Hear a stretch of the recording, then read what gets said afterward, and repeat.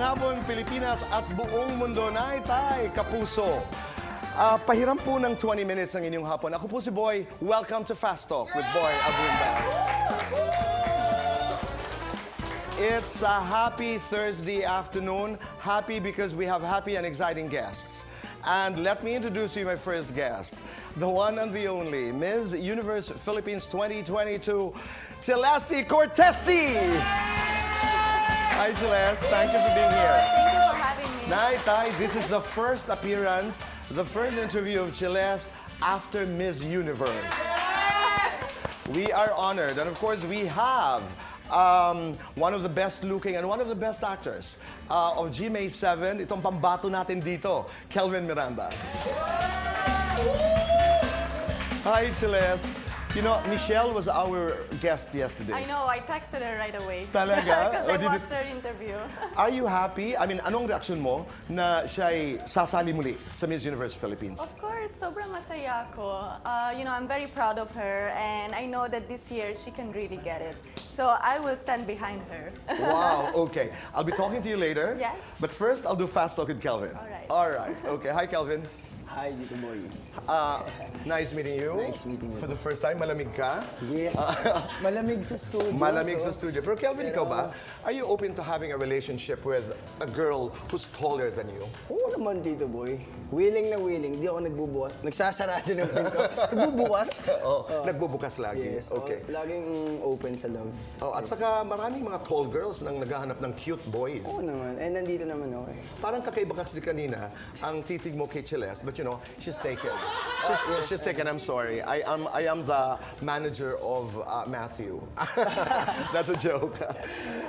Congratulations on Unika Iha. Salamat, Dito Boy. And salamat din sa mga patuloy niyo sumusuporta. Okay, Kelvin, you turned 24 last month. Yes, Dito Boy. Ito nga, total, napapag-usapan din lang naman natin ang si Celeste speaks Tagalog very well. Yes. A little bit, okay. 24 last month. What do you know about love for sure?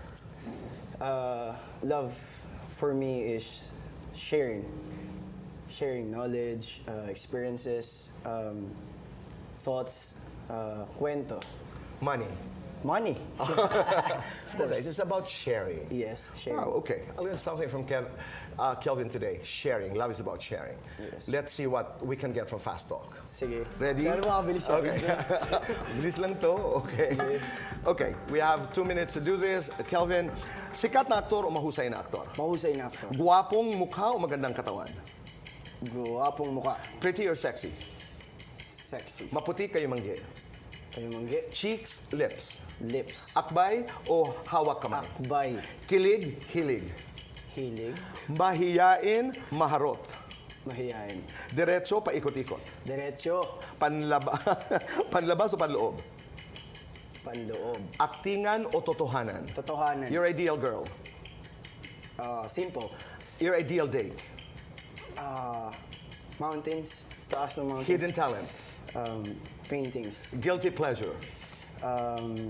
Old music. Yes or no? Stalking sa IG? Yes. Ginugol mo na ba ang sarili mo? Yes. Pumatol ka na ba sa basher?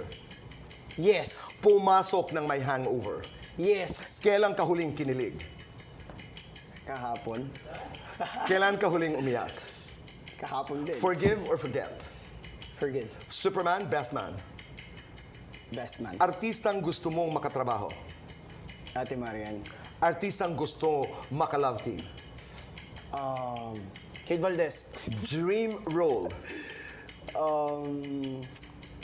Psychological character. Yes. Song of your life now? The Passenger. Road trip, saan ka pupunta? Sa malayo. Sino ang isasama mo? Family. Kailan ka huling nagsinungaling? Ngayon. Love or money? Money. Lights on, lights off? Lights on. Happiness or chocolates? Happiness. Best time for happiness? Morning. Complete the sentence. Sana all... Sana all happy. Oh. Maraming salamat, Kelvin. Sana all happy. Kanina sabi mo love is sharing. Happiness is what to you? Happiness kasi, Tito Boy, parang siya yung may pinamataas na antas na ma-achieve ng tao. Kasi mataas yung contentment ng bawat isa eh. So, hindi natin siya maibigay sa atin sa pang-araw-araw. Which is kahit sabihin ko na, I'm happy. Pero yung happiness kasi, parang siya yung peak eh. Mahirap siyang abutin. So, happiness for me is mahirap. Yeah, kaninong text message ang magpapahappy sa iyo ngayon? If you were to receive a text message right now from a girl, okay? From a dito sa GMA 7, sino ang magpapahappy sa iyo?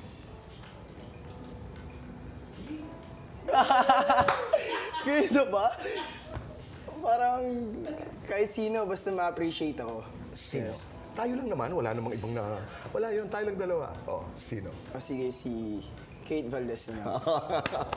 Kate Valdez. So, ano ba naman yun, di ba? Yes. Right. I want you to be happy because you talked about happiness. Let's talk about happiness. Kelvin, maraming salamat. Maraming salamat. And I hope to see you again. hope to Okay? see you Diyan ka soon. lamang.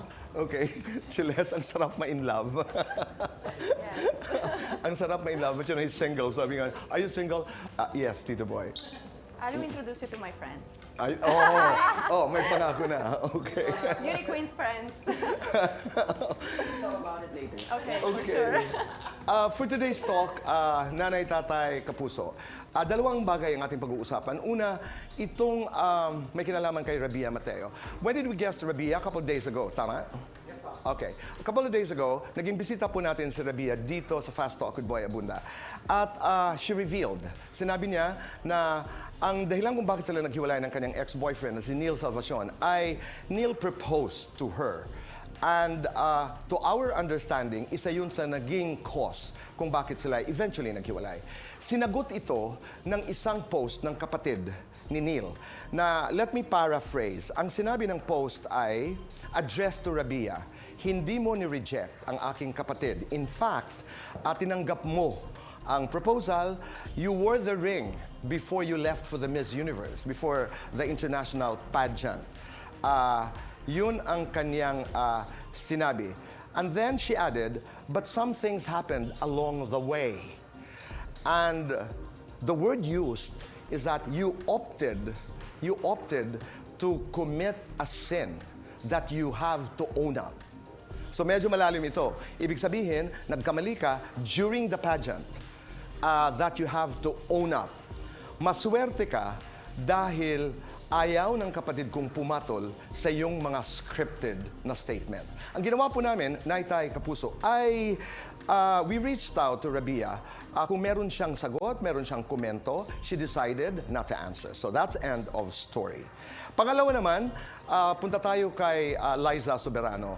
Couple days ago, today's Thursday, Tuesday, Naitay Kapuso, nabigla na gulantang ang social media universe dahil with 17.6 million followers and 1,550,000 followers on YouTube, natanggal lahat ang content sa social media platforms ni Liza Soberano. So there were a lot of speculations, mga hula-hula, na-hack, may mga iba pang mga hula, basta maraming mga opinion. I will confirm, hindi po na-hack. Hindi po na-hack ang social media accounts ni Liza. Let me speak as a manager, not as a host.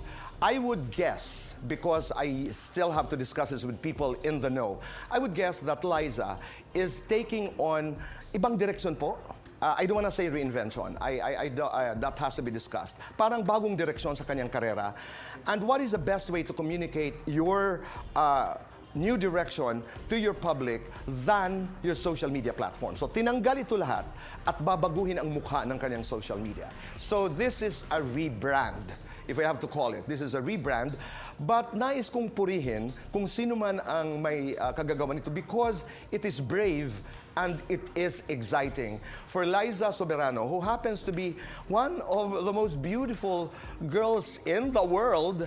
And I know her personally. She's smart. This is very, very smart. Parang si Ken, parang si Enrique Hill. Both are good-looking and very smart people. So it is not hacking, it is rebranding.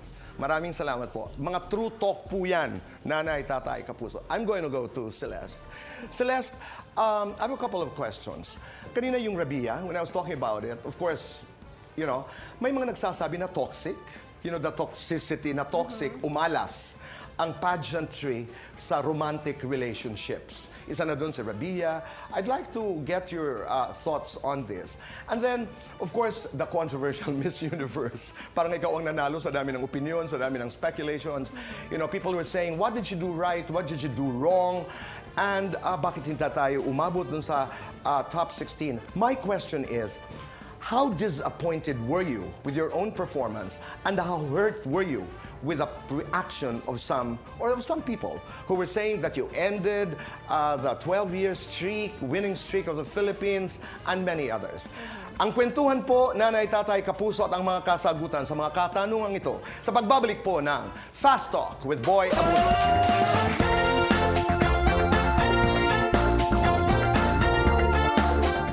Nay, tay, kapuso, I just wanna let you know kung gaano kadami ng taong involved in pageantry na hindi ka lang mag-isa. Halimbawa, yung walk, may na-notice kasi ako, the team has so much to do with it. Yes. You don't do it alone, Of diba? course, How yeah. many are you in the team? Dami, no? We are a lot. My whole team basically went to the US with me. And I'm very, very grateful for that. We put so much hard work behind Right, everything that we've done. So I'm very proud. Not Jonas just- and Company, di ba? Yeah, yeah. Tapos si Jonas may tip na ibinigay sa'yo. And this is good for contestants, for wannabe beauty queens, that the moment you're on stage, after all the training, kalimutan mo ang lahat Yes. and just enjoy. Yeah. No, let's go to the walk, Celeste. Kasi na-notice ko na meron kang kakaiba, yung parang inaangat mo ang paa mo. Yeah, like Oo. that, like a kick. Yeah, like a... Yeah. Can you give us a sample of Okay. that? Okay. So, So- you started a kick. So I'm gonna kick you. Pa, oo.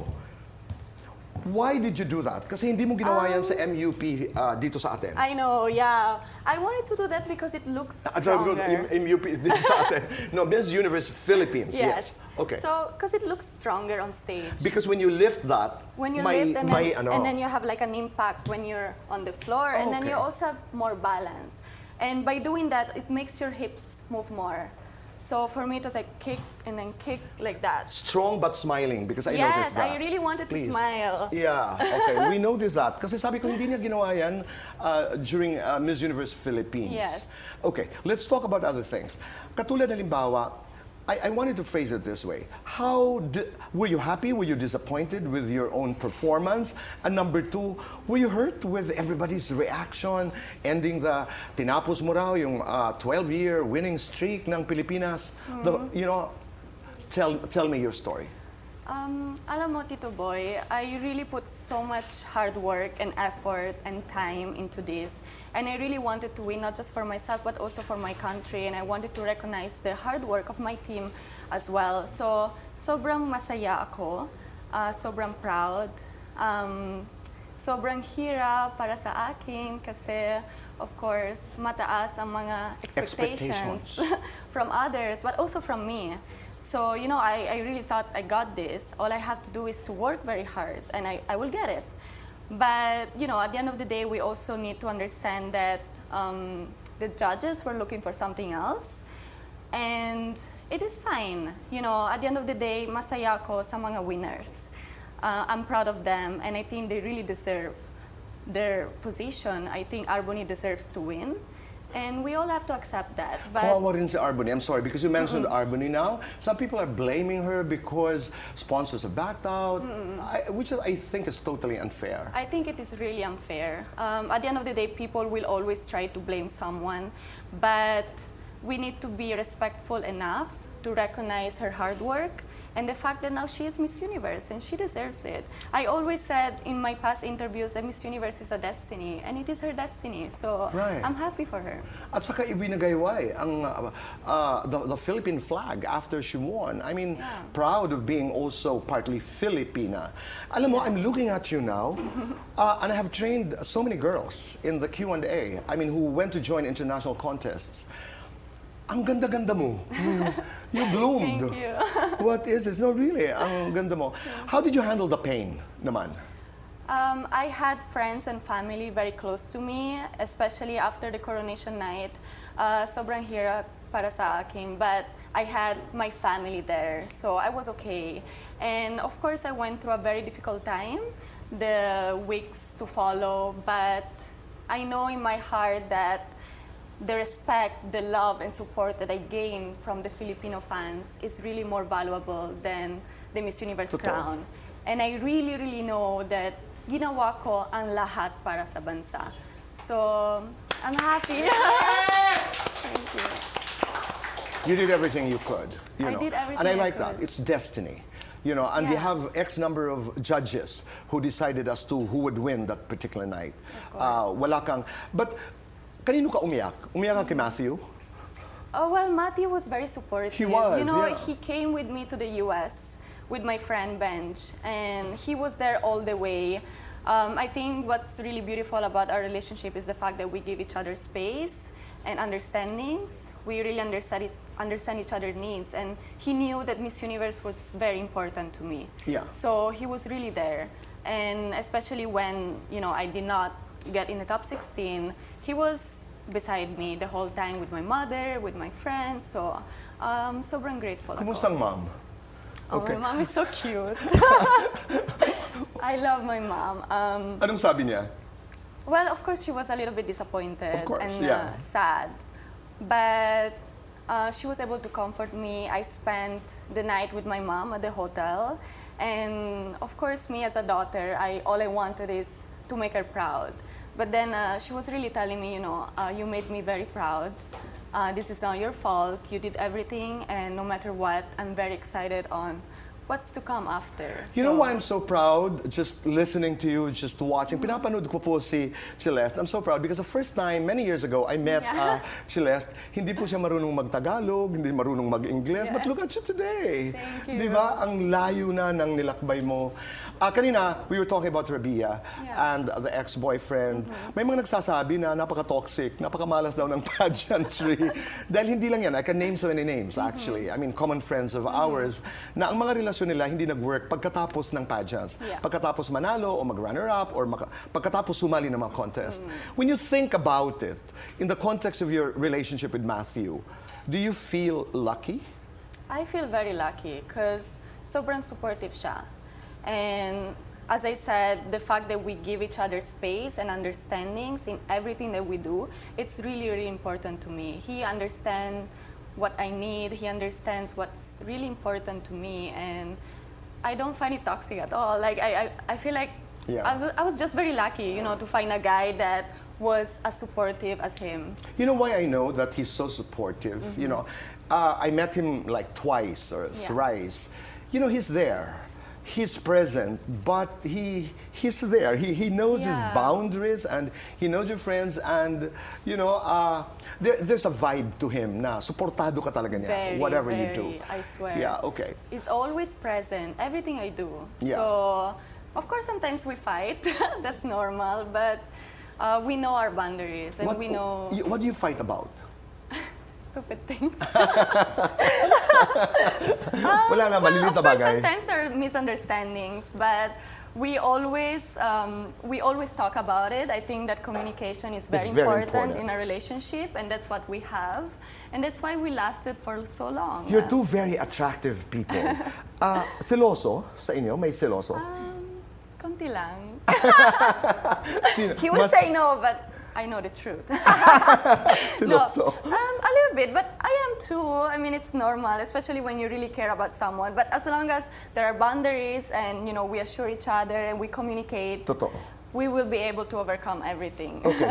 I will give you a chance para pasalamatan mo ang lahat ng iyong mga fans, Filipinos, around the world, lahat ng sumuporta, your team, your very, very hardworking team. Talk to them, Celeste, and thank all of them.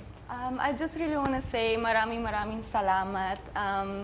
You know, to my team, they've done such an amazing work. They've given me everything, and you know, it was such a fun and enjoyable experience. And I just want to say thank you to all my fans. Sana proud ang mga supporters ko. I'm really, really happy to be here right now, and I hope you guys will support me on my next projects and what's to come. I like that. I like that. What is next for you? Well, I like the way you say, well, well. I don't know if I want to say, okay. Well, last time I had a cameo role in Darna, so I had so much fun because it was my first time acting and of course having like a whole script in full Tagalog. So I hope that I will have more opportunities. I really want to improve, explore new things, and yeah, I just hope that my hard work will really mean something one day. And I know that everything happens for a reason. So you're trying to say that you're open to getting into the entertainment business as an actor? I'm open. I really want to study. That's why I'm learning how to speak Tagalog. Nag-aaral ako. So, let's see. Okay. We will be watching and we will be with you. Lalong-lalo na ngayon, birthday ni Cecil, our production manager, de Guzman. Andyan si Bang, Arispacochaga, andyan si Janine, Piad, and andyan si, of course, our bosses, sila Lilibeth. They are watching us. Malay natin. Merong papel na bumagay. Celeste, Thank you so I know much. this is the first time you appeared after the Miss Universe pageant in New Orleans. Taos-puso akong nagpapasalamat. Maraming salamat. Thank you. Thank you very much. Thank you very much. And I'll be seeing you around. Of course. Sa susunod, ang pinag-uusapan na natin, yung acting. Yes, let's do it. Naitay, Kapuso, maraming salamat sa inyong pagpapatuloy po sa amin ni Celeste at ni Kelvin sa inyong mga puso at tahanan. Always remember, be kind, make your nanay and tatay proud. #say thank you. Let's talk again tomorrow. Goodbye for now. God bless.